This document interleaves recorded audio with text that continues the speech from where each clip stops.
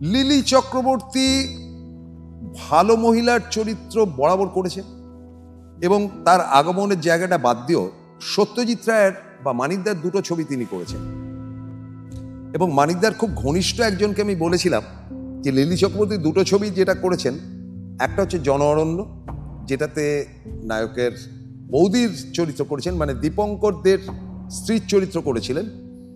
ভারী চমৎকার অভিনয় ছিল তাতে এবং তার অনেকটাই ভূমিকা ছিল জন অরণ্যে, যে বৌদির কাছে সমস্ত কিছু বলতো ছবির নায়ক, যে তার মূল্যবোধ, তার লড়াই, তার অন্যায়ের সঙ্গে আপোষ করা ইত্যাদি ইত্যাদি। এবং একটা সংসারকে কি করে ধরে রাখতে হয় সেটা কিন্তু লিলি চক্রবর্তী ওই ছবিতে অসাধারণভাবে দেখিয়েছিলেন। খুব বড় তো চরিত্র হয় না, তার মানে একটা ভালো বৌদি, আইডিয়াল বৌদি, সেই চরিত্রটা লিলি চক্রবর্তী করেছিলেন।